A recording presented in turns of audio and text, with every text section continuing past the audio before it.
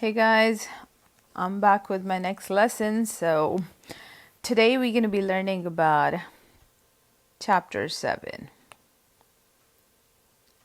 Chapter 7, and it's 7-1. You guys might be thinking about how come we skip chapter 4, 5, and 6. Now the reason we skip those three sections, the chapters, because those three chapters are all about trigonometry, which we have done in trigonometry class last semester. So there's no point of repeating that same information.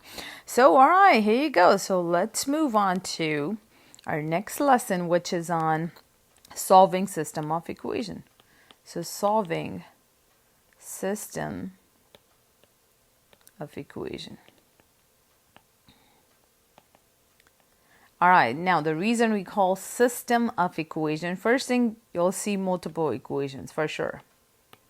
You'll see multiple equations.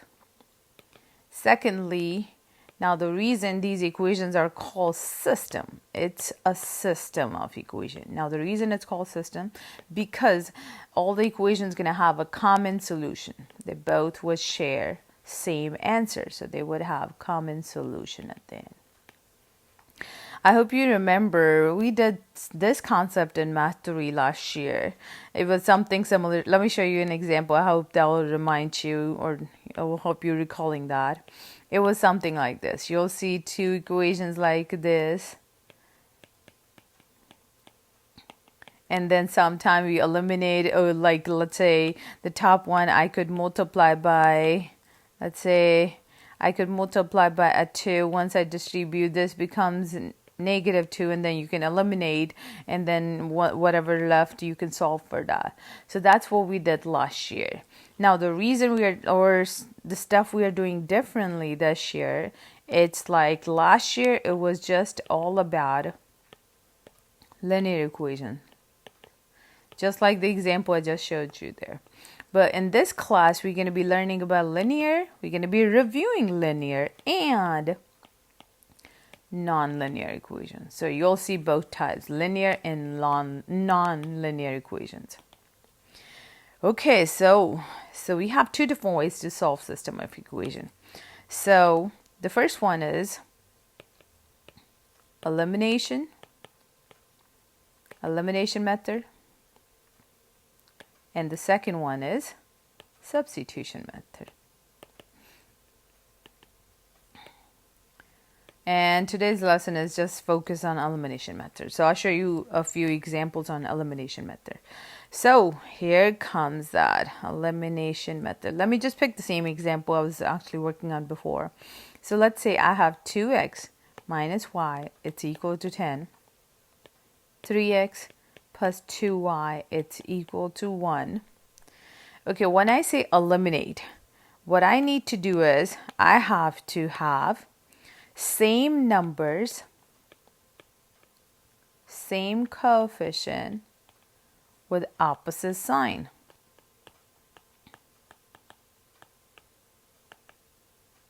Because if I see same numbers with the opposite sign, I can cancel those numbers and then I can solve for leftover equation. So like what I see here is, for y's, I see opposite sign, but there's number that's missing in there. So just to make it same number, I can just multiply the top equation by 2.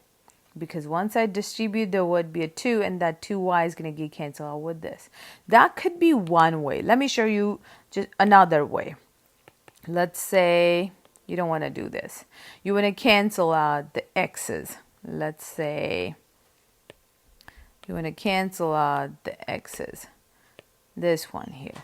Now, in order to get same number with the opposite sign, the top you could multiply by a 3.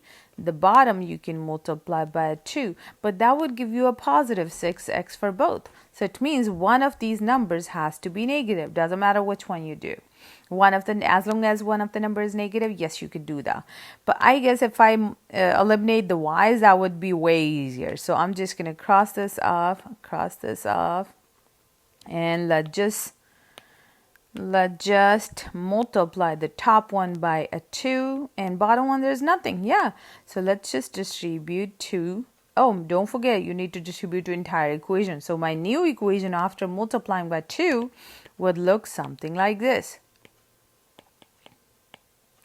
Now I can cross out the y's. So leftover equation would be 7x and it's equal to 21. X is equal to 21 divided by 7, which is equal to 3. Here you go. That's my first answer. I still have to solve for y. So in order to solve for y, you can go back to your original equation. So it doesn't matter which one. So I'll just take the first one.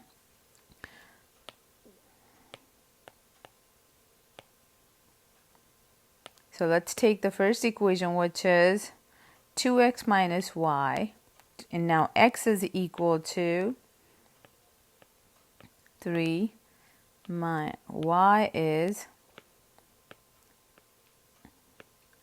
stays the same and it's equal to 10.